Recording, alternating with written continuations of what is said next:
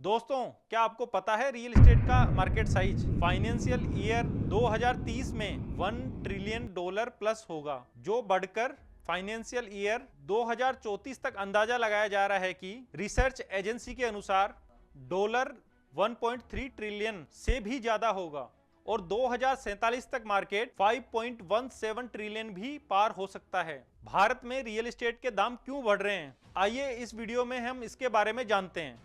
This year, an Indian realty major made an announcement. The real estate market, which is exploding. India's real estate market is experiencing a boom fueled by a growing economy and a rising population. India's housing market is currently experiencing a bull run, and real estate sales and prices are also at all-time highs. Indian luxury property market is witnessing a boom like never before. जी हां, आपने सही सुना। According to report by CREDAI, it says the real estate sector is projected to touch a market size of $1.3 trillion. एक report जो क्रेडाई का है बहुत सारे मीडिया पर भी प्रकाशित हुआ है, जिसके द्वारा बताया गया है कि बहुत आसानी से 2034 तक रियल एस्टेट का मार्केट 1.3 ट्रिलियन को क्रॉस कर सकता है। 13.8% प्रोजेक्टेड ऑफ जीडीपी का कंट्रीब्यूशन उस समय रहेगा मात्र रियल एस्टेट सेक्टर का। और डॉलर की बात करें तो 5.17 ट्रिलियन 17.5% के आसपास जीडीपी में कंट्रीब्यूशन रहेगा। कंट्रीब्यूशन 2047 तक सिर्फ और सिर्फ रियल एस्टेट का रहेगा। क्या जानते हैं आप इन रीजंस के बारे में जिनकी वजह से ये रियल एस्टेट प्राइस लगातार बढ़ते जा रहे हैं? तो वीडियो में आगे बढ़ते हैं और समझते हैं इनको डिटेल में। नमस्कार, मैं Vikram Khedar, cofounder and CEO Anuda realty private limited. 17 साल के रियल एस्टेट के अनुभव के साथ आपके साथ में। तो चलते हैं और वीडियो की शुरुआत करते हैं। ऐसे 5 रीजन, इस वीडियो के एंड तक आपको समझ आ जाएगा कौन कौन से ऐसे रीजन हैं जिनकी वजह से रियल एस्टेट में निरंतर हाइक देखने को मिल रहा है। सबसे पहला रीजन है डिमांड एंड सप्लाई का इनबैलेंस होना। जी हाँ दोस्तों, इंक्रीजिंग पॉपुलेशन की वजह से leads to increase demand for housing. तो दोस्तों, आप ये अच्छे से जानते हो, इंडिया अब चाइना को भी पीछे छोड़ चुका है इन टर्म्स ऑफ पॉपुलेशन। आज हमारी पॉपुलेशन 140 करोड़ लोगों से भी अधिक है। जी हाँ, अब आप एक बात बताइएगा, 140 करोड़ लोगों का पहला सपना क्या होता है? जब भी कोई व्यक्ति अच्छी इनकम करता है, तो चाहे वो बिजनेस से कर रहा हो चाहे जॉब से कर रहा हो, उसका पहला एक सपना होता है कि वह खुद का अपना एक घर खरीदे। और इसी की वजह से लगातार डिमांड बढ़ती हुई जाती है। और ऐसे ही डिमांड जब ज्यादा होती रहती है और सप्लाई कम होती है, तो जाहिर सी बात है इकोनॉमिक्स के अनुसार रेट भी बढ़ती रहती है। दूसरा सबसे बड़ा कारण है कि increasing price of construction and raw material. ये समझना तो बहुत ज्यादा इंपॉर्टेंट है। भारत के रियल एस्टेट मार्केट में बहुत बड़ा इंपैक्ट होता है। रियल एस्टेट के प्राइस हाइक में भी फर्क पड़ता है। अगर रॉ मटेरियल का प्राइस बढ़ेगा, कंस्ट्रक्शन के रॉ मटेरियल का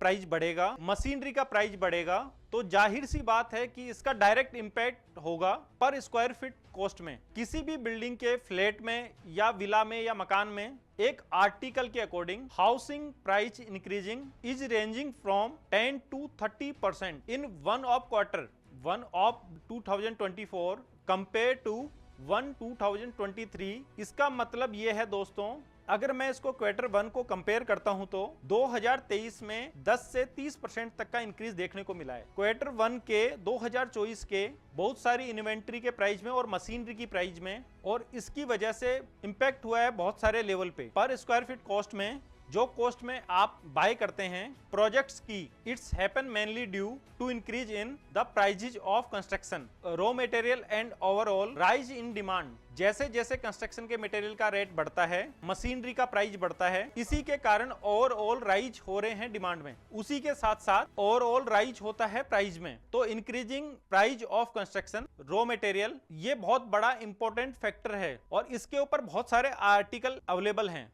जैसे इसका डायरेक्ट इंपैक्ट हो रहा है प्राइजेज में रियल एस्टेट के। तीसरा पॉइंट है economic growth. Increasing economic growth attract business and IT hubs and infrastructure development. जब भी इकोनॉमिक ग्रोथ होता है अलग अलग सिटीज में, उसकी वजह से क्या होता है, बहुत सारे बिजनेसेस को वो सिटी अट्रैक्ट करने लग जाती है, और जिसमें सबसे बड़ा होता है IT, information technology hub. And infrastructure development. जब भी किसी सिटी में बड़े आईटी पार्क आते हैं, वहां लोगों को अच्छा सैलरी पैकेज मिलता है, वहां लोगों को बहुत अच्छी इनकम होती है। जब अच्छी इनकम और अच्छी सैलरी होगी और अच्छे एनुअल पैकेज मिलते हैं, और इसका डायरेक्ट जो इम्पैक्ट होता है वो होम बाइंग में, उस सिटी में रेजिडेंशियल प्रॉपर्टी की डिमांड और ज्यादा बढ़ जाती है। तो साधारण सी बात है कि डिमांड यदि उस सिटी में बढ़ रही है, लोगों की यदि पेइंग कैपेसिटी अच्छी है, तो इसका डायरेक्ट इम्पैक्ट होगा, वहां की रेट इंक्रीज करेंगी। प्राइजेस कैसे बढ़ते हैं, इसकी भी एक साइकिल होती है। मैं इसको समझा देता हूं। मान लीजिए 2 साल पहले किसी बिल्डर ने किसी एक पर्टिकुलर एरिया में 50,000 स्क्वायर फीट का प्लॉट लिया,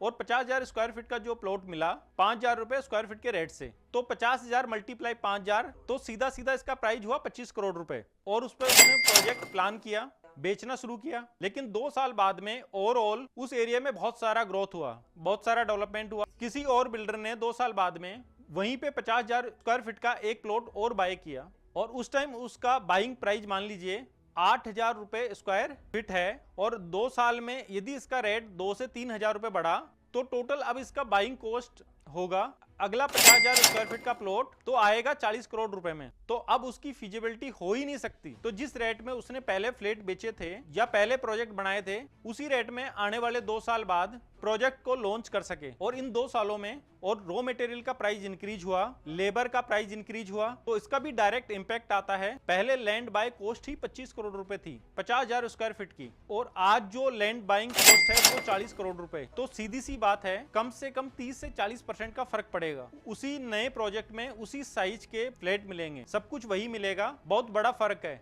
अब हम समझते हैं पॉइंट नंबर 4 को, इन्वेस्टमेंट पोटेंशियल। दोस्तों, सबसे सेफ इन्वेस्टमेंट ऑप्शन है रियल एस्टेट। कई NRTS और फॉरेन इन्वेस्टर इन्वेस्ट कर रहे हैं रियल एस्टेट में, इंडिया में इन्वेस्ट करने के लिए। अब इसकी वजह से क्या होता है, जब इन्वेस्टर का इन्वेस्टमेंट बढ़ता है तो इन्वेंट्री का प्राइस जल्दी बढ़ता है। अगर कंपेयर करें वहीं के लोकल लोग, उसी सिटी के लोग इन्वेस्ट कर रहे हैं, तो मान लीजिए मैं एक एग्जांपल देता हूं, कोई मुंबई में कोई प्रोजेक्ट आ रहा है, पुणे में आ रहा है, तो मुंबई और पुणे के जो लोग ले रहे हैं, तो हो सकता है वहां का प्राइस धीरे धीरे बढ़े। लेकिन कहीं बाहर से कोई दुबई से वहां आके इन्वेस्ट करता है तो प्राइस हाइक जल्दी होते हैं। इसका डायरेक्ट इंपैक्ट होता है प्राइस के हाइक पे। अब आपने चारों पॉइंट को यदि समझ ही लिया है, तो चैनल को एक निवेदन है, सब्सक्राइब कर ही दीजिएगा। अब हम बात करते हैं पॉइंट नंबर 5 की, rise in demand for the luxury segment. एक न्यूज के अकॉर्डिंग लग्जरी सेगमेंट का sale have seen 83% increase with developer launching project in various city of India, specially metro cities. दोस्तों, क्लियरली हो क्या रहा है, जो इंडिया का रियल एस्टेट का लग्जरी सेक्टर है, वहां कस्टमर की प्रेफरेंस बढ़ रही है। बहुत सारे लोग जब आईटी कंपनीज में, फॉरेन सिटीज में जब काम करके वापस इंडिया आते हैं, तो उनको एक बहुत अच्छे माहौल की जरूरत होती है। तो वह सबसे ज्यादा जो प्रीफर करते हैं वो लग्जरी प्रॉपर्टी के लिए करते हैं, जिसकी वजह से लगातार लग्जरी प्रॉपर्टी का डिमांड बढ़ रहा है। एक रिपोर्ट के अनुसार अभी रियल एस्टेट का जो लग्जरी मार्केट है वो पहले से निरंतर बढ़ता हुआ जा रहा है, अब ये 2 से 3% तक पहुंच चुका है। तो टेक्निकल एडवांसमेंट आ गए हैं आज रियल एस्टेट की इंडस्ट्री में। आप बहुत जगह रियल एस्टेट की इंडस्ट्री में टेक्नोलॉजी का यूज देखेंगे, होम ऑटोमेशन का यूज देखेंगे। ये सारे भी बहुत सारे फैक्टर हैं कि लग्जरी सेक्टर में लग्जरी होम का डिमांड बढ़ता हुआ जा रहा है। बढ़ती कीमतों के पीछे के कारणों को समझना आपको रियल एस्टेट में बहुत अच्छा डिसीजन लेने में बहुत ज्यादा हेल्प कर सकता है। तो कैसा लगा आपको ये वीडियो, कमेंट में जरूर लिखिएगा। और यदि आपको कोई ऐसा और कोई पॉइंट पता है जिससे रियल एस्टेट का मार्केट निरंतर बढ़ रहा है, तो आप हमें कमेंट में लिख सकते हैं। ऐसे ही इंफॉर्मेटिव वीडियो के लिए आप हमारे चैनल को सब्सक्राइब करना ना भूलें, वीडियो को लाइक एंड शेयर करें, जिससे सही कंटेंट सही लोगों के पास जा पाएगा। तो मिलते हैं अगले वीडियो में, बहुत बहुत धन्यवाद।